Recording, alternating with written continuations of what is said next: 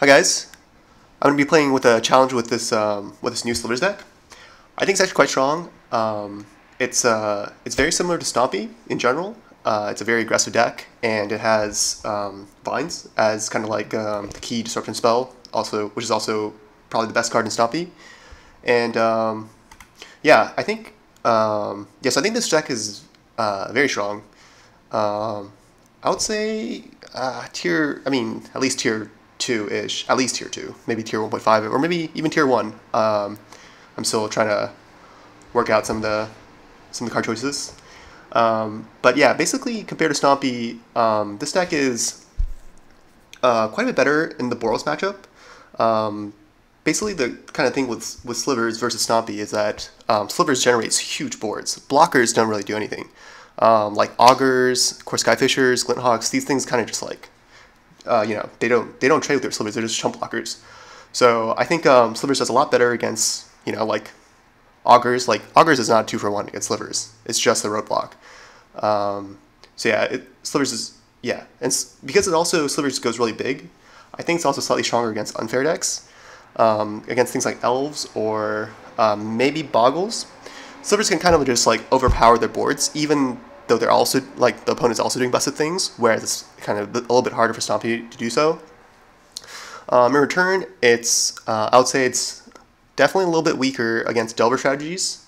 Stompy basically, so Slivers is still kind of a synergy deck, and so against Delver, which has counter spells, they can kind of like knock out your key Slivers and make your board position like weaker. Whereas with Stompy, they just kind of drop a bunch of 2/2s. They don't care what gets countered. They're still just going to be hitting with 2/2s. So yeah, so I think Slivers is worse against Delver. It's also slightly worse against black-based decks, though Slivers is still quite strong against black-based decks. I wouldn't say it's an unfavorable matchup, but Stompy is definitely better. Stompy does way better against Edicts, and Stompy also just kind of comes out quicker. So yeah, in general, I think this deck is quite comparable to Stompy. I think it's been performing very strong for me, and yeah, better against Boros, I think better against unfair decks, worse against Delver, worse against black decks. This deck is probably better against Tron, though it's kind of close. So yeah, so that's kind of like what I think about this deck at the moment. Kind of going over some of the more specific card choices. So I'm only playing 20 Slivers. I'm only playing the Slivers that basically help you kind of snowball in combat. So I'm playing all 12 of the Lords, as well as Plated Sliver and Sidewinder Sliver.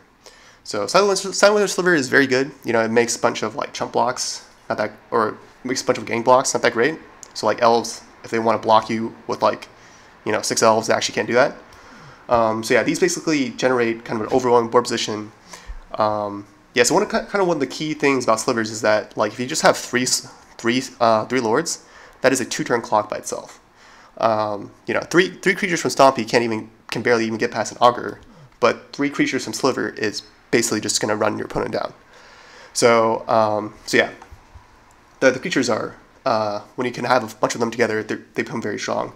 And to kind of to go along with Slivers, I'm playing 4 Venturous Impulse and 4 Commune.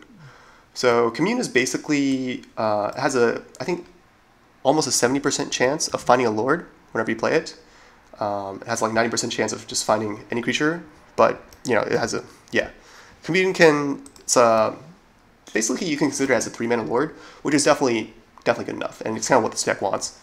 And Adventurous Impulse also has a decent chance of finding more Slivers, but it also kind of helps. It's like a cantrip. So if you're missing lands, you can find land drops. If you need gas, you can try to find gas. And one thing I'm playing along with Adventurous Impulse. Well, I'll be playing these anyways, but I just want to point out some synergy, which is that I'm playing cycling lands. So basically, if you Adventurous Impulse and you're forced to take a land, but cycling a land, that's kind of like it's kind of like a ponder with a shuffle. So So not that bad even if you hit a land. So yeah, I just kind of go into the meta base. I'm playing 21 lands, so I really want to curve out with this deck, and actually having having second lands actually found definitely helps a lot with both Mana Screw and Mana Flood, which are kind of weaknesses with Slivers in general. So I'm playing a pretty heavy land count, but a lot of them are cycling lands, and so yeah, I think the mana base has been working out pretty well for me. Another thing I want to note about Commune of Nature and Adventurous Impulse is that these don't ruin the quality of your deck. Basically, you play these, and everything that you don't pick gets put in your bottom of your deck, and there are no shuffle effects in this deck. So basically, you can just keep on playing communes, and if there were shuffles, they would be making your deck worse because they'd be taking out the good cards. But because there's no shuffles, what's on the bottom is just kind of garbage lands and stuff like that. Anyways, so yeah, these don't ruin the quality of your deck. A commune cast at any time is still gonna approximately have the same percentage chance of finding you a sliver. So 70% for a lord.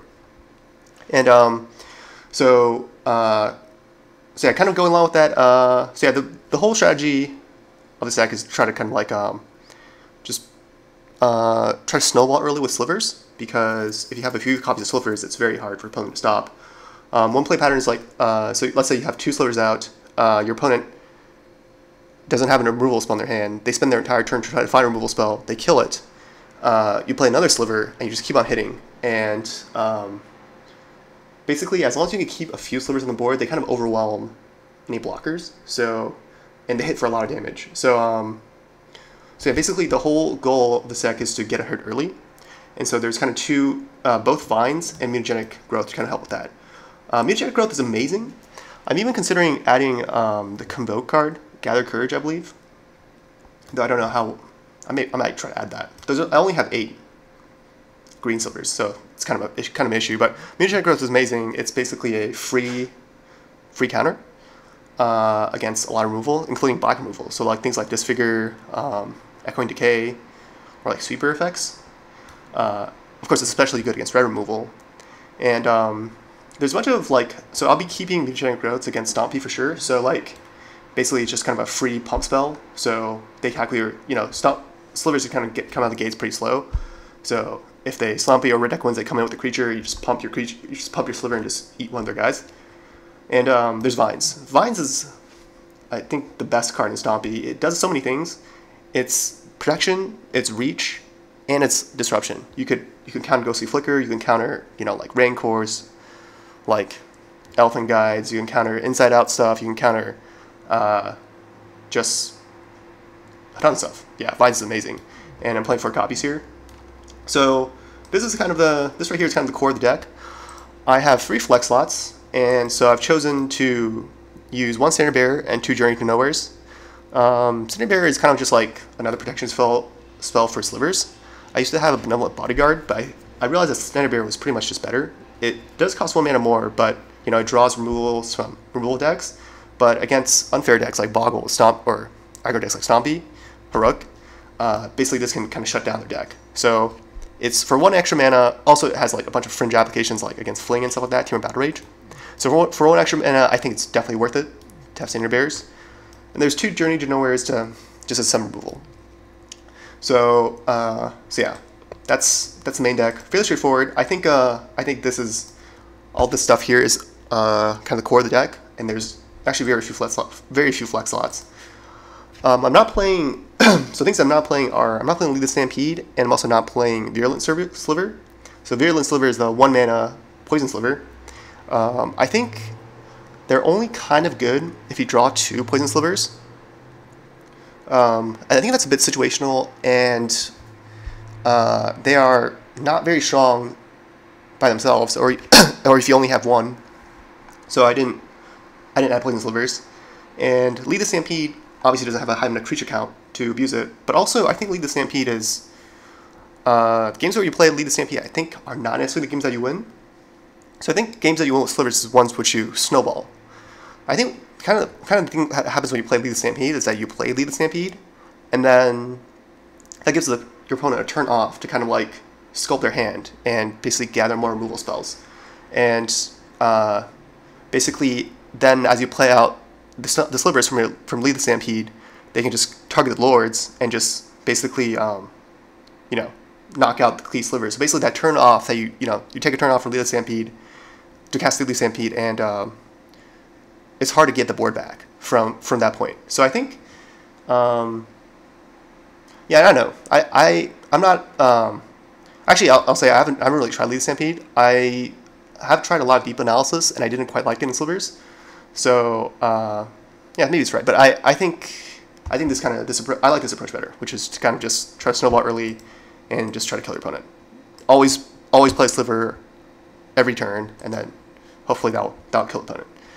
Yeah. So in the sideboard, there's a bunch of stuff for various matchups. There's more Standard Bearers, again, for a bunch of combo-y matchups. Like, they're good against Blitz, Heroic, Stompy, Boggles, Tribe, etc. Some more Journey to Nowheres. These are, again, these also come in a lot of different places. They're frequently cited in when, like, Mutagenic Growth and Vines of Vassal were bad. They come in against Stompy, against Blitz, against just a bunch of random places. There's extra removal, which is pretty good. I have 3 gut shots. These are obviously mainly against Delver, also good against Tribe. But yeah, so this can definitely have a problem with Delver, so having more free spells to kind of contest the board is key. This deck has a very low curve, but still it's very clunky because you're kind of trying to resolve two mana spells, not at instant speed. So it can be tough to kind of fight through the counterspell decks, or sorry, not the counterspell decks, but more like the Delver decks. And having free spells to kind of like get the tempo back is pretty good. There's 3 relics of Progenitus. These are obviously very good against Fogtron, or I guess any type of Tron. But the key, the reason why I guess like you can justify 3 copies is that they're actually also pretty important against Blur Delver to stop Swirling Sandstorm. So Blur Delver, I think these days a lot of them play 2, and with all their cantrips, they're going to find Swirling Sandstorm. So basically, you're going to have to beat Swirling Sandstorm against Delver. So if you can, like, this kind of shuts out basically their comeback mechanism. If you if you shut down Swirling Sandstorm from Blur Delver, I think a Smooth Draw will win. And if you don't shut down Swirling Sandstorm, I think it's very tough to beat Blur Delver. So I'm probably going to be setting in all 3 relics against Blur Delver. Yeah. And then Young Wolves for black decks. I guess part of the reason why black decks are kind of manageable, kind of play pattern that I probably see is that I'm going to be playing Slivers every turn. The black decks, they probably won't have enough time to play cantrips or to play like any things to cycle their cards. They basically just need to have removal spells every single turn. And so it just comes down to who draws better. If I draw better with early Young Wolves and Upstream of Slivers and Perfection, I'll run over black decks. And if they draw better, they'll like naturally draw better because I don't think they'll have any time to play like cantrips or card draw, then they can win. So it's kind of a toss-up, which is why I think this deck is pretty good against. It's like not too bad against like control decks. And then 2 more Scattershot Archers, just more help against Delver. These can also come in against like Battle Screech tokens and stuff like that. So yeah, that's a deck.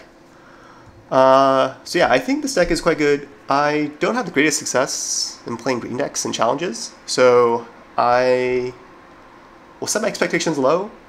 I'll just be happy with a 4-3. Yeah, let's get a 4-3. So yeah, hopefully, yeah, we'll see how that goes.